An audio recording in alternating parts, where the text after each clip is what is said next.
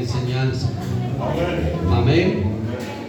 Vamos a dedicar un tiempo para deleitarnos en la palabra de Dios y les invito a que leamos la Biblia en la carta del apóstol San Pablo a los Filipenses capítulo 2. Voy a leer del verso 5 hasta el verso 8. Filipenses capítulo 2, verso 5 al 8. Amén. Dice la palabra del Señor: haya pues en vosotros este sentir que hubo también en Cristo Jesús, el cual, siendo en forma de Dios, no estimó el ser igual a Dios como cosa que aferrarse, sino que se despojó a sí mismo, tomando forma de siervo, hecho semejante a los hombres, y estando en la condición de hombre, se humilló a sí mismo, haciéndose obediente hasta la muerte, y muerte de cruz. Amén. Oremos, hermanos. Bendito Padre Celestial, gracias te damos. A través de tu palabra nos has edificado, nos has bendecido, nos has exhortado y consolado, Señor. En esta mañana estamos ante tu presencia pidiéndote, Señor, que sigas el proceso en nuestras vidas, que nos sigas formando cada día, Señor, para ser mejores, que nos sigas, Señor, edificando para la honra y la gloria de tu nombre, que tú me uses en esta mañana, Señor, para traer esta palabra en tu nombre poderoso, Jesucristo. Aleluya, gloria al Señor. Amén, gloria a Dios. Tomen asiento, hermanos. Vamos a meditar en la palabra del Señor. Quiero, amada iglesia, que con este sencillo sermón que quiero compartir en esta mañana, tengamos más presente y seamos más conscientes de lo que es la gracia de Dios. A veces queremos ganarnos las cosas con nuestros méritos, por lo que hacemos, y resulta que con Dios no es así. En el tiempo que estamos no es así. Aquí todo es de Dios. Aquí lo que somos es por la gracia y misericordia del Señor. Y quiero que consideremos la manera como Dios actúa, tan diferente de como actuamos nosotros. Sentir, hermanos, es percibir una sensación proveniente de un estímulo externo o del propio cuerpo. Es una definición de sentir. Por ejemplo, uno puede sentir frío, puede sentir dolor, puede sentir enojo, rabia, puede sentir calor. Es el sentir. De ahí, hermanos, viene el sentimiento, que se define como el estado afectivo del ánimo que es provocado por una emoción hacia una persona, hacia un animal, hacia un objeto o hacia una situación. Es una definición también de sentimiento. Entonces, hermanos, vamos a hablar en esta mañana del sentir que hubo en Cristo. Amén. Algo lo motivó, algo lo movió. Y yo pienso que, mirando desde la óptica nuestra, pudiéramos decir que habían cosas más importantes que nosotros que lo hubieran podido motivar o mover, según nuestra visión. Pero claro, de todo lo creado que existe, no hay algo que valga más para Dios que el alma nuestra. Por eso a Dios no se puede pretender sobornar a Dios. Con Dios no hay tráfico de influencias ni funcionan esas cosas, porque Él es el dueño de todo. De Jehová es la tierra y su plenitud del mundo y los que en él habitan. Dice Pablo a los romanos que todo fue creado en Él, por Él y para Él. Entonces, recuerden ustedes que Satanás, el diablo, en algún momento quiso impresionar a Dios, a Jesús, ofreciéndole los reinos del mundo, la gloria del mundo. Todo esto te doy. Y resulta que a él no lo impresiona nadie con nada, porque todo es de él. Alabanzas al Señor. Entonces, ¿qué motivó? ¿Qué fue lo que hizo que Dios actuara como actuó y como actúa en bien de la humanidad? Entonces, el sentimiento tiene que ver con las emociones, como ya miramos en la definición. Un sentir se motiva por alguna circunstancia o por algún acontecimiento, puede ser bueno o puede ser malo. Hay acontecimientos o circunstancias que motivan a tener un sentir o a tener un sentimiento, hablando de lo nuestro, del entorno nuestro, de la parte humana, dentro de la lógica. Gloria al nombre del Señor. Si miramos dentro de la lógica, frente a un acontecimiento o a una circunstancia agradable o a una circunstancia saludable o beneficiosa o positiva, uno puede sentir el deseo de reír o puede sentir el deseo de disfrutar o de elogiar o de gozar o hasta de enamorarse o de tantas cosas. Si la circunstancia es positiva, produce un sentimiento. Si la circunstancia no es positiva, por el contrario, entonces, hermanos, si es desagradable, si la circunstancia es ofensiva o es agresiva, entonces uno puede sufrir, llorar, maldecir, insultar, puede amargarse el corazón. En el peor de los casos, alguien puede llegar a golpear a otro y hasta matar a otro.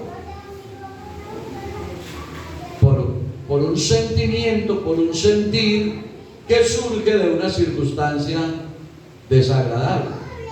Eso quiere decir, hermanos, que según las circunstancias es el sentir, que según las circunstancias es el sentimiento. Hablando entre nosotros, gracias hermano. Hablando entre nosotros. Pero como aquí no venimos a hablar de nosotros, como aquí hablamos es del Señor Jesucristo. Entonces, hablando del Señor Jesucristo, las cosas son distintas. Amén. Las cosas son distintas. Lo que motivó al Señor a actuar de la manera que actuó y actúa, lo que motivó a que hubiera ese sentir en Él, no fueron las circunstancias propiamente del comportamiento nuestro. Porque si hubieran sido las circunstancias del comportamiento nuestro, no existía nada de nosotros ni de este planeta. Ya lo hubiera desintegrado, hermano. Entonces, en este sentir que hubo en Cristo, lo que se ve reflejada, hermanos, es la infinita misericordia de Dios. Porque es un sentir de amor, porque es un sentir de bondad y de misericordia para con un pueblo contradictor, para con un pueblo que es arrogante, un pueblo desagradecido y rebelde. Porque discúlpenme, pero el Señor miró desde los cielos a ver si había alguno que se portara bien y no vio ni uno. Todos nos portamos mal. Qué pena hablar por todos, pero la Biblia dice. La Biblia dice, por cuanto todos pecaron La Biblia dice, el profeta Isaías dijo, ¿cuántos nos descarriamos como ovejas? ¿Cuántos? Todos. Eso quiere decir que el comportamiento del hombre, la inclinación del ser humano siempre es a lo malo. No hay quien tenga un comportamiento desde que nace hasta que crece y es adulto, un comportamiento que se ajuste como para ir al cielo sin acogerse a la gracia de Dios, sino que siempre hay comportamientos malos. Y las circunstancias de un mal comportamiento no producen sentimientos para que tenga un buen trato.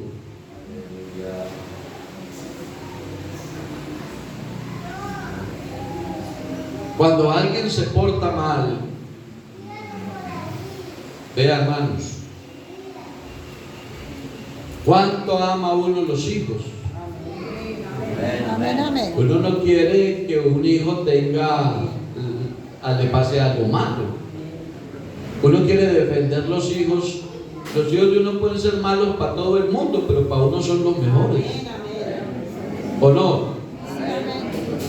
Pero hermano, un hijo se le porta mal y uno lo corrige. Porque la corrección es el resultado de un comportamiento, de una circunstancia. Es decir, que si llega una disciplina, que si llega un castigo, el castigo es la consecuencia de un mal comportamiento. Pero hermanos, el Señor es tan maravilloso. El Señor es tan buen Padre. El Señor es tan lleno de amor y de misericordia que Él no está guardando la cantidad de faltas para cobrárselas una por una, sino que dice la palabra del Señor, Él conoce nuestra condición y se acuerda de que somos polvo. Alabanzas al nombre del Señor.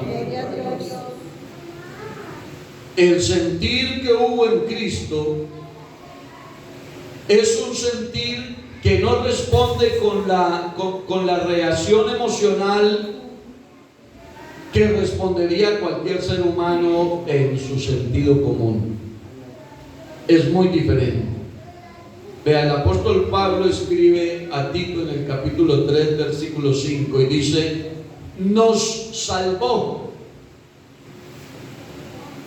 Y explica, dice, no por obras de justicia que nosotros hubiéramos hecho. Es decir, nos salvó no porque fuéramos buenos. Por eso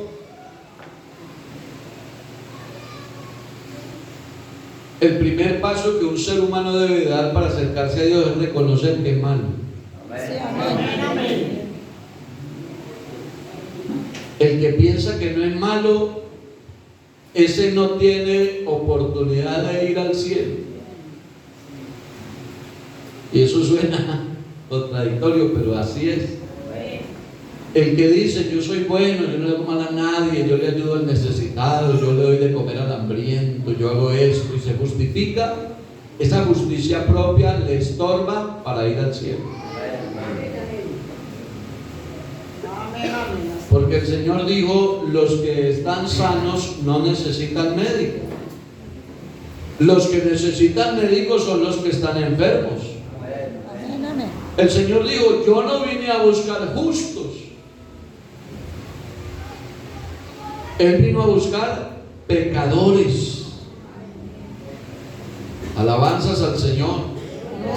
Entonces Él nos salvó, dijo el apóstol, no por obras de justicia que nosotros hubiéramos hecho. Él nos salvó fue por su misericordia, por el lavamiento de la regeneración y por la renovación en el Espíritu Santo. Entonces el sentir que hubo en Cristo es un sentir que no está basado en las circunstancias negativas nuestras. El salmista dijo en el capítulo 103, verso 10: no ha hecho con nosotros conforme a nuestras iniquidades, ni nos ha pagado conforme a nuestros pecados. Y aquí voy a decir algo para reflexionar, y es decir que Dios no es solamente justo, porque el salmista dice: no ha hecho con nosotros conforme a nuestras iniquidades, sería lo justo, ni nos ha pagado conforme a nuestros pecados. Si Dios actuara solamente con justicia, tampoco estaríamos nosotros. Pero Dios no es solamente justo, Dios es más que justo. Quiere decir que Dios es bueno en gran manera. Porque si se aplicara la justicia, pues hermano, plata le quedábamos debiendo. Tiempo no nos alcanzaría.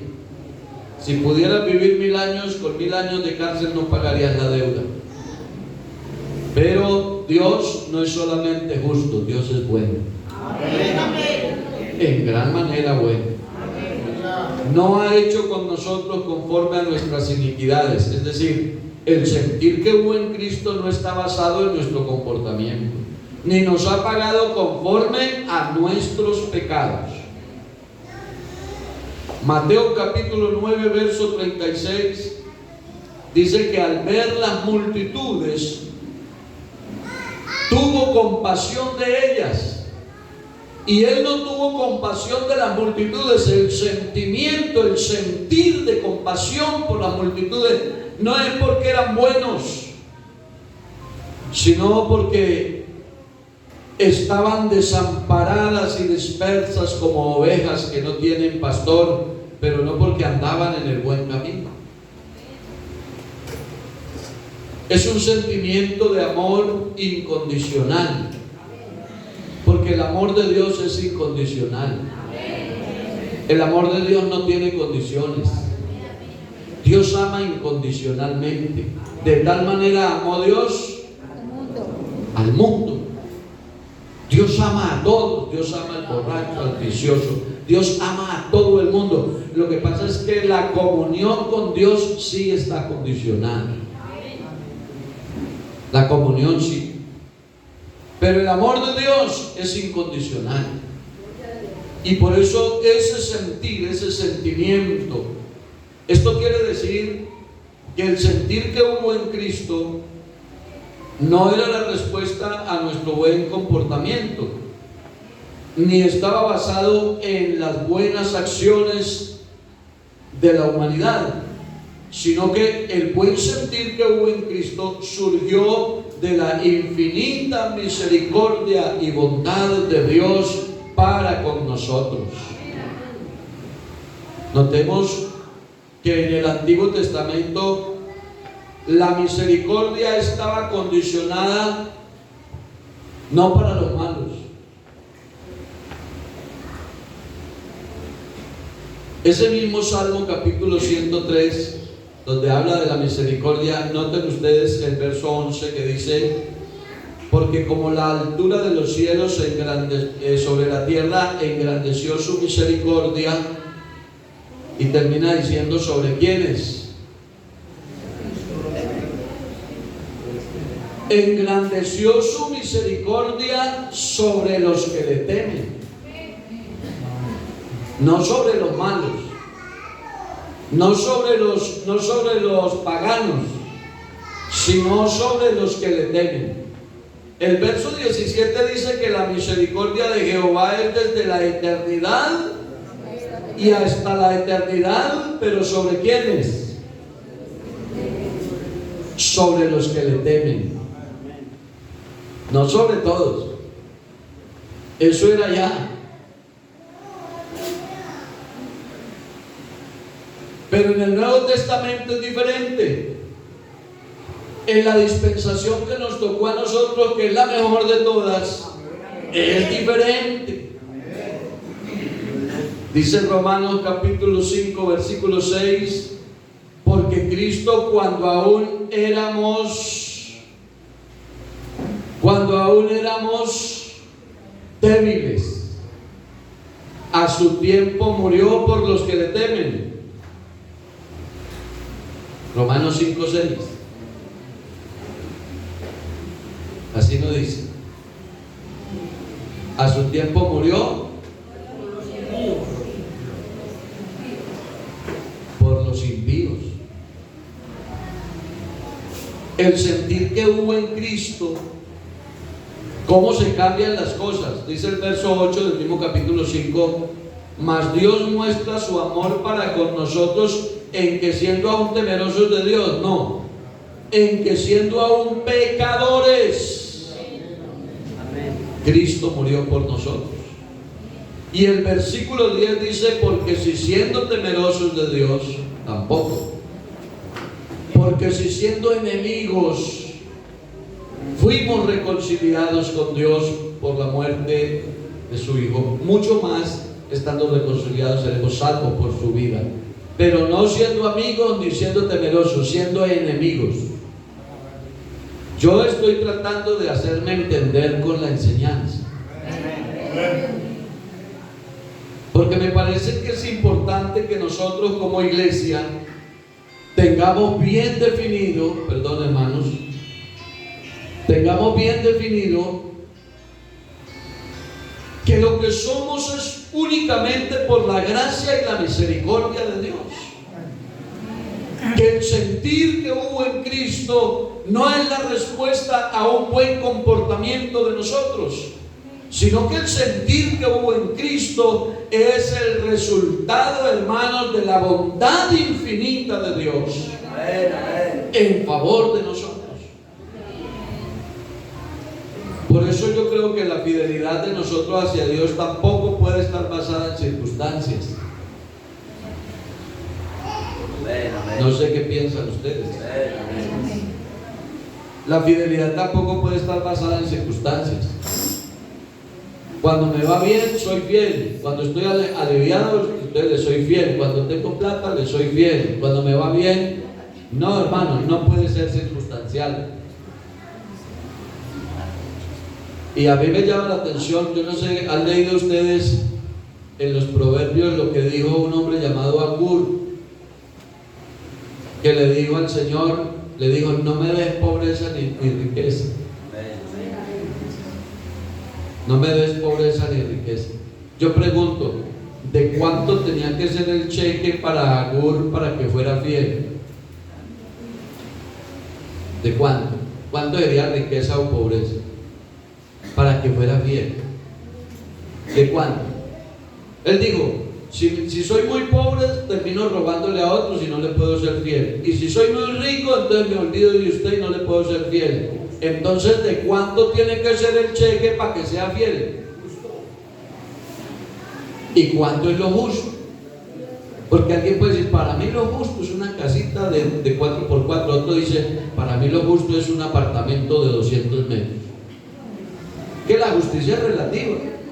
Para mí lo justo es andar en una motico. Y el otro dice, para mí lo justo es una camionetica de esas, una Toyotica. Entonces lo justo es relativo. ¿De cuánto tiene que ser para que seas fiel? Para usted, ¿qué es pobreza o riqueza? ¿A usted no le parece que es mejor decirle, Señor, yo le quiero ser fiel a usted y no importa las circunstancias? ¿O qué, hermanos? Parece que como que yo solo pienso de esa manera. Pero hermanos, si el Señor te prospera económicamente, séale fiel al Señor. Y si se te acaba la prosperidad, sígale siendo fiel al Señor.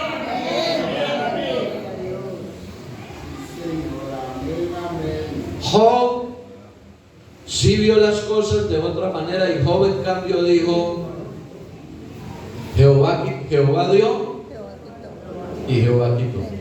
¿Recibiremos de Dios solamente el bien y el mal no lo recibiremos? Entonces, hermanos,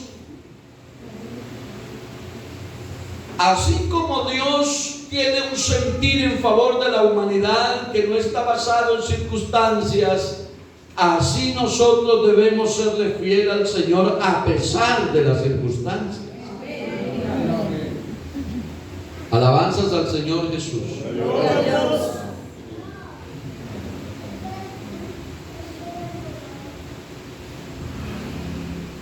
En la carta a los Efesios, en el capítulo 2,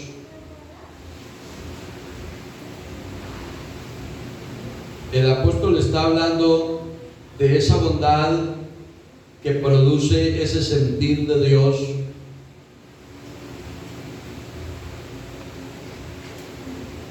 Y dice que Dios es rico en misericordia.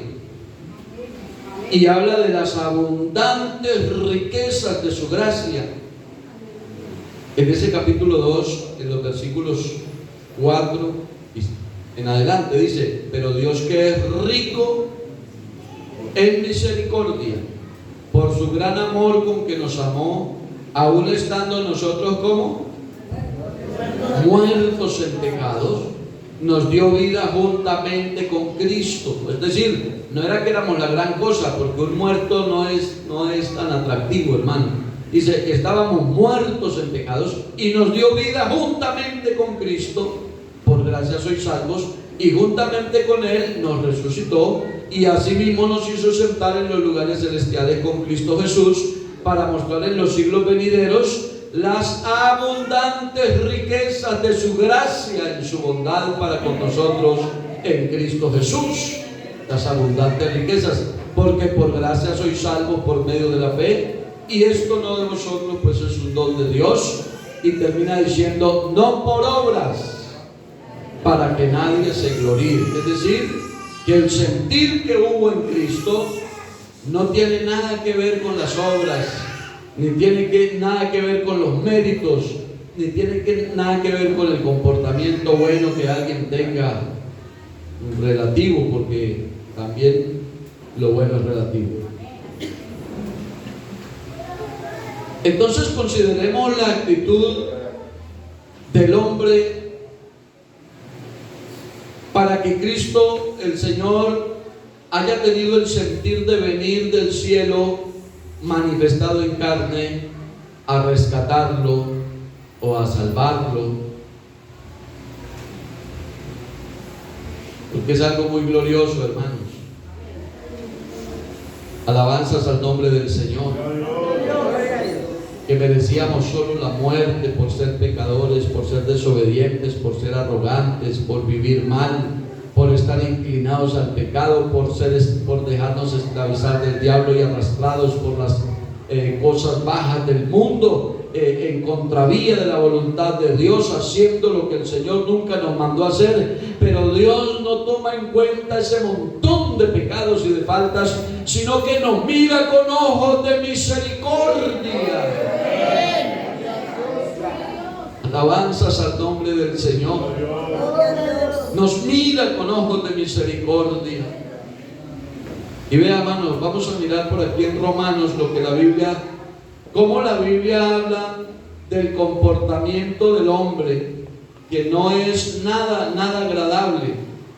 No hay nada bueno. El diagnóstico que da la Biblia del hombre alejado de Dios, dice el capítulo 1, verso 21 en adelante, dice la palabra del Señor en Romanos 1, 21: pues habiendo conocido a Dios, no lo glorificaron como a Dios, ni le dieron gracias, sino que se envanecieron en sus razonamientos, y su necio corazón fue entenebrecido. Profesando ser sabios, se hicieron necios, y cambiaron la gloria de Dios incorruptible en semejanza de imagen de hombre corruptible, de aves, de cuadrúpedos y de reptiles, por lo cual también Dios los entregó a la inmundicia en la concupiscencia de sus corazones, de modo que deshonraron entre sí sus propios cuerpos, ya que cambiaron la verdad de Dios por la mentira, y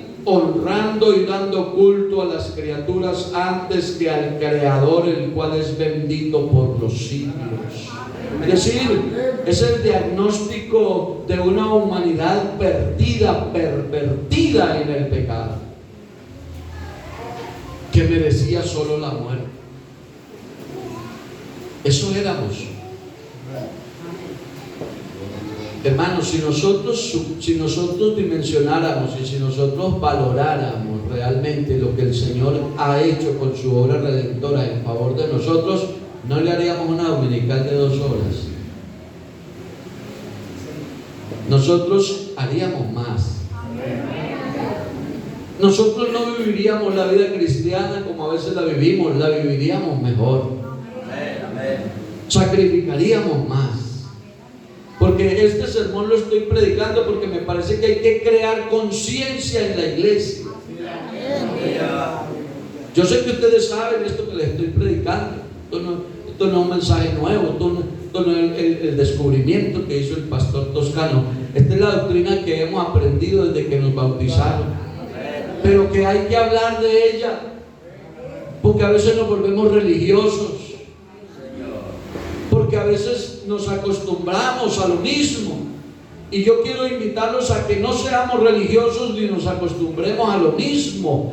Pensemos que cada vez que vamos a una escuela dominical vamos a tener una nueva experiencia con Dios. Que Dios ha sido muy bueno con nosotros, aleluya. El diagnóstico que presenta la Biblia del hombre sin Dios es un diagnóstico aterrador, horrible, impresionante. ¿Y cómo es el sentimiento de Dios? El sentir que hubo en Cristo. Hermanos, ese sentir solo Él. Por ahí dijo el apóstol: osará alguno, siendo muy atrevido, muy osado, morir por el bueno. ¿No dice la Biblia eso? Es posible que alguien sea tan osado, dice, no, es que este hombre como me ha servido toda la vida, hasta para remedio, aquí el vecino mío que me ha traído mercado, que me sacó a la mujer al médico, que me ha hecho esto, no, es que se van a meter con él, lo que es con él es conmigo. Pero es porque hay unos acontecimientos y unas actitudes que lo motivan, lo considera bueno y se enfrenta por él porque considera que es bueno. Pero ¿quién se atreve a exponer la vida por alguien que no vale la pena? Solo Él.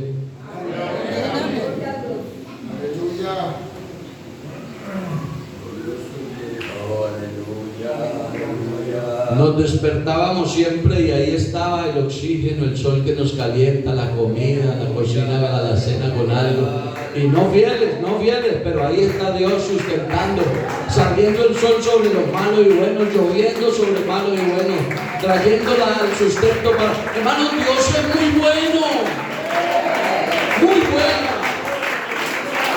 Aleluya.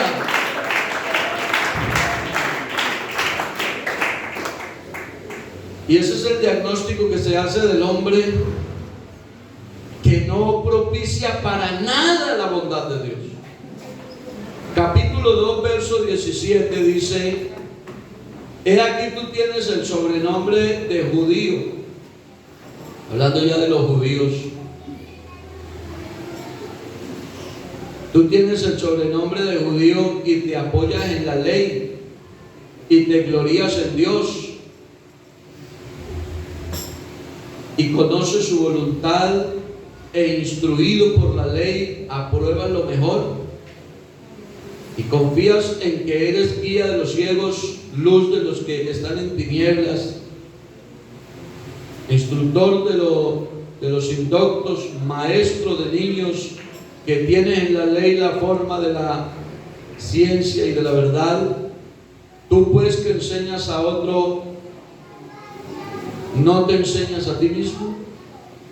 Tú que predicas que no se ha de robar y robas. Tú que dices que no se ha de adulterar, adulteras. Tú que abominas de los ídolos, cometes sacrilegio. Tremendo, ¿no? Tú Tú que te jactas de la ley, con infracción de la ley, deshonras a Dios. Es decir, hablando de los judíos, porque alguien podría decir, que esos gentiles sí son muy paganos, esos no siempre les para nada. Pero si hablamos de los judíos, vean lo que dice Pablo. Tú que tienes sobrenombre de judío,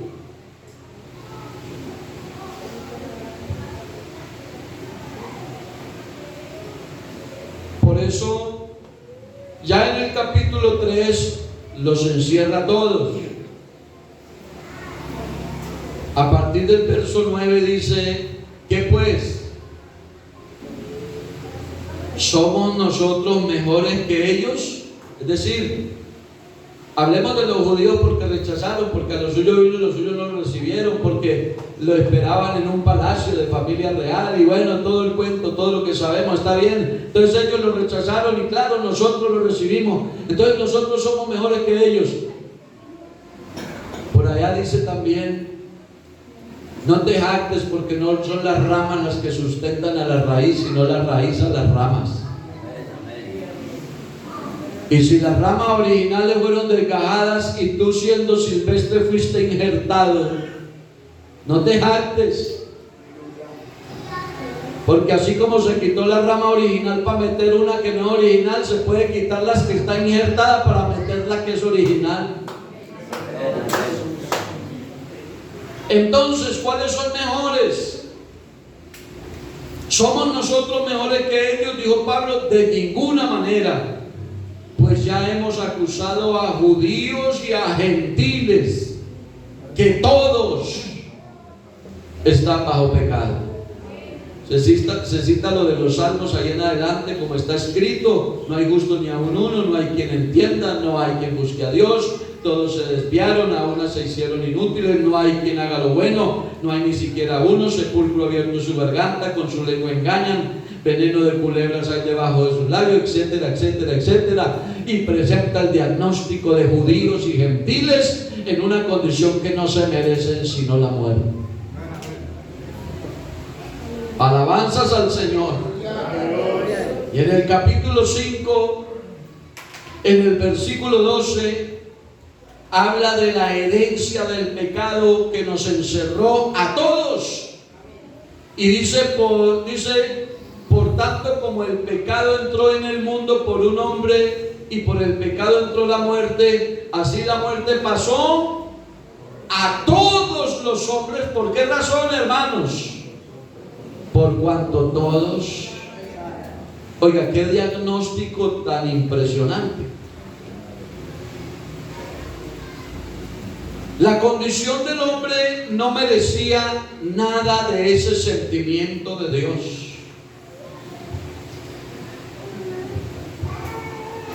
Y hermanos,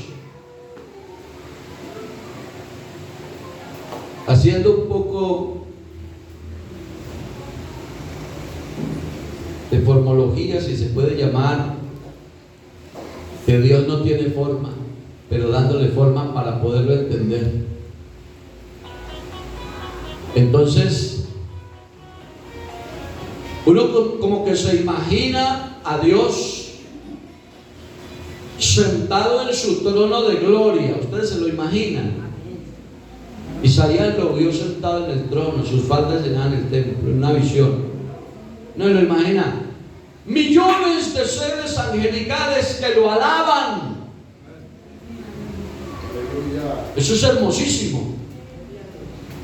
Y vienen todos los miles y millones de seres angelicales y lo alaban y le dicen santo, santo. Y Él es el que está sentado en el trono y recibe la adoración y la alabanza de miles y millones de ángeles. Aleluya. Pero Él como que se inclina y mira para el planeta Tierra. Y allá ve la corona de su creación. ¿Sabe usted cuál es la corona de la creación de Dios? Las almas. Y Él se asoma y está recibiendo allá la adoración y la alabanza de todos los seres creados en el cielo. Pero Él como que se asoma al planeta y dice, al planeta Tierra, y dice, van todos por el camino ancho y van a ir a parar al infierno. Y entonces surge el sentir. Alabanzas al nombre del Señor. Alabanzas al nombre del Señor. Y empieza a buscar por aquí abajo a ver si hay alguno que se interponga o que sirva como sacrificio, cuál de todos, y mira por todos los rincones y no hay ni uno. Todos contagiados. Ya vieron el diagnóstico, ¿no? Los judíos, los gentiles, cuáles son mejores. Es decir, no hay ni uno.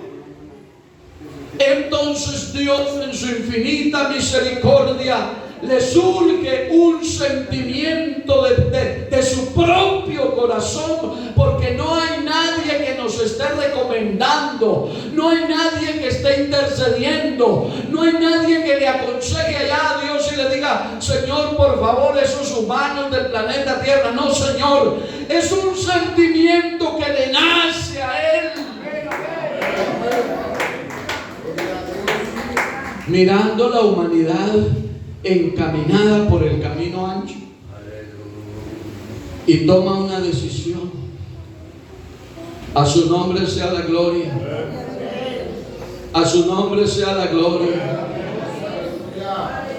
¿Cuál sería entonces la motivación para el sentir que hubo en Cristo? El sentir lo motivó fue el amor, la bondad, la compasión, la misericordia, que nacieron del más profundo, de lo más íntimo de su corazón hacia nosotros.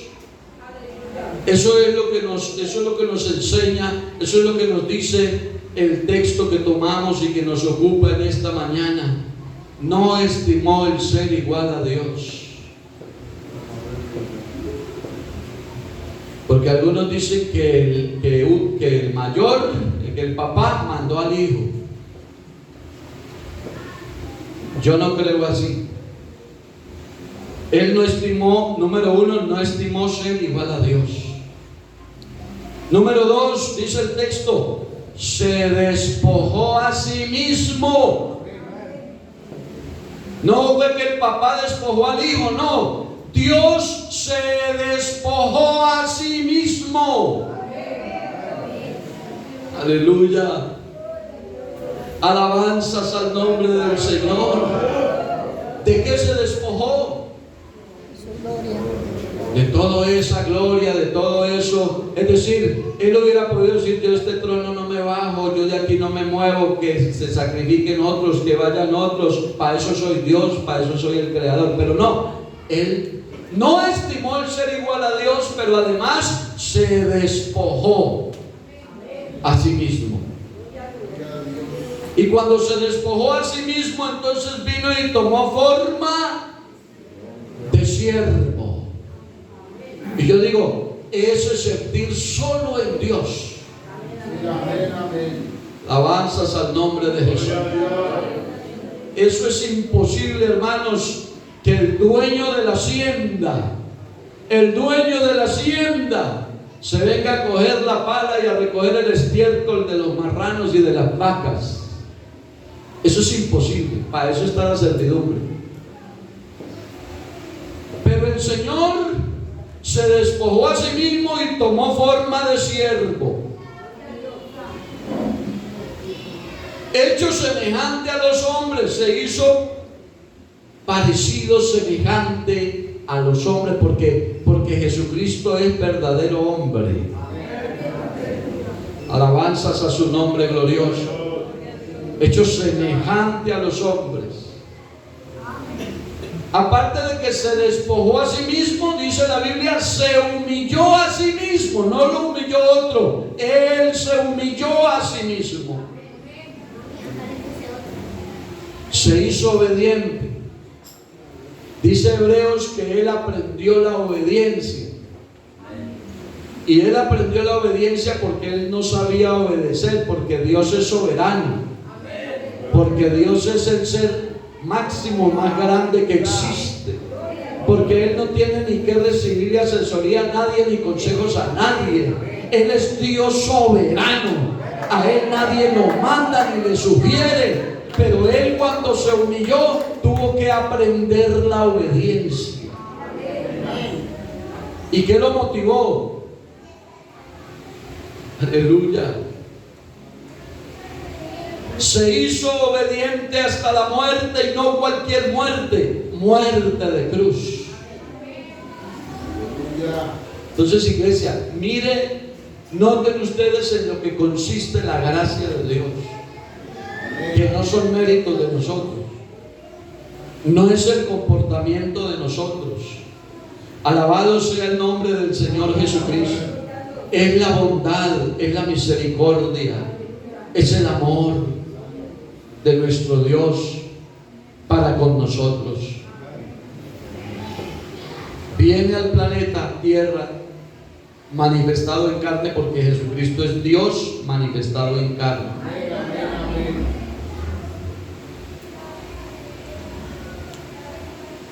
Y comienza a mirar y a preguntar y a buscar lo que se había perdido. ¿Y cuánto debe Arcesio? Disculpe, hermano. No tenemos que pagar. ¿Y cuánto debe Luis? No, menos. ¿Y cuánto debe Jason? ¿Y cuánto debe Juliana? No hay con qué pagar. Entonces viene Él y se coloca en el lugar de cada uno de nosotros. ¿Y cómo va a pagar el pecado Luis y Arcesio? Pues les toca que los maten, pero no de cualquier manera, crucificados. Entonces Él viene y se pone en el lugar y dice: pues mátenme a mí, que yo pago por ellos. Alabanzas al nombre del Señor. Alabanzas al nombre del Señor.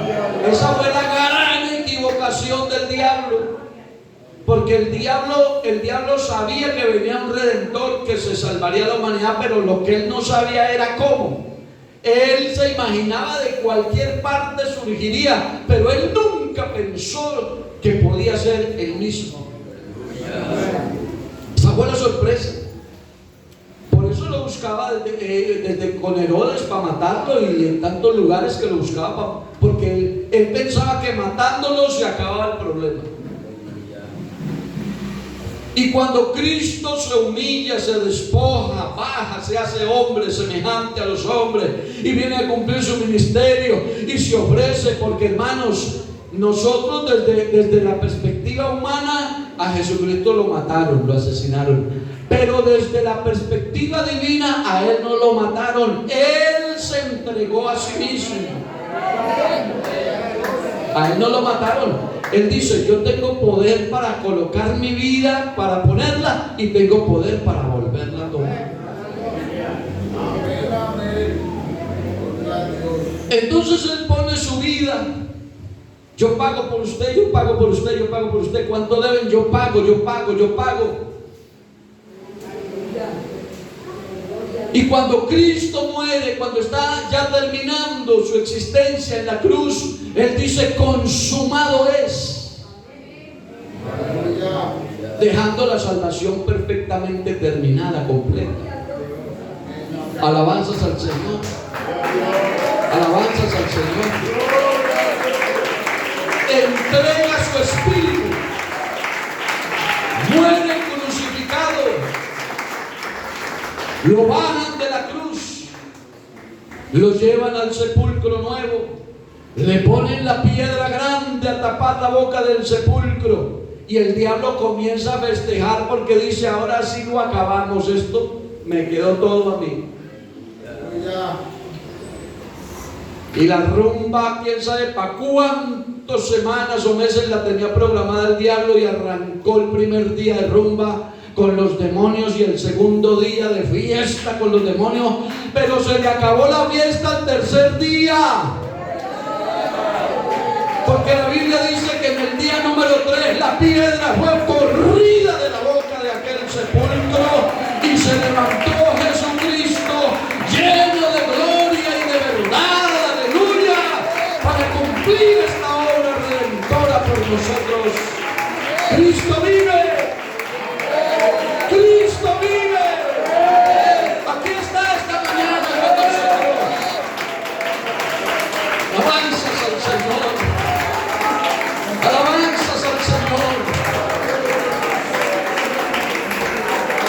sentir que hubo en Cristo.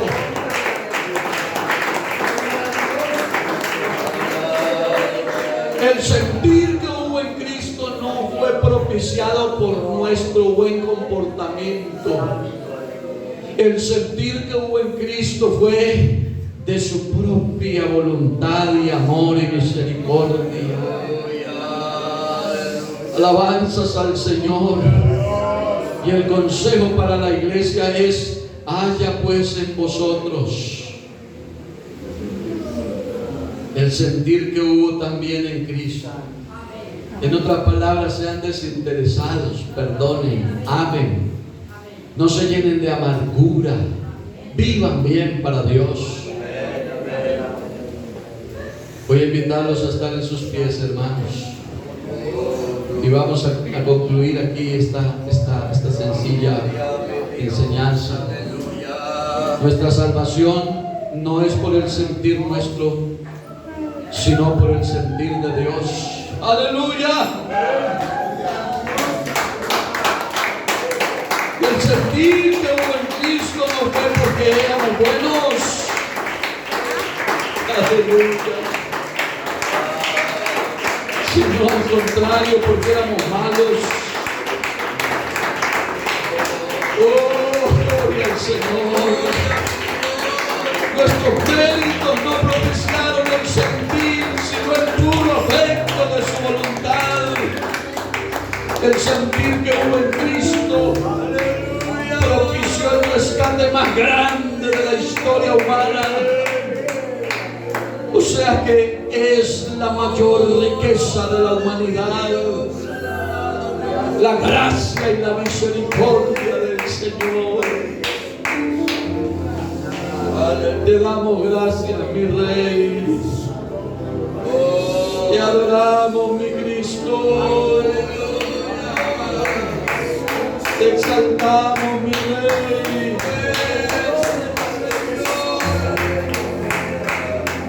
Aleluya.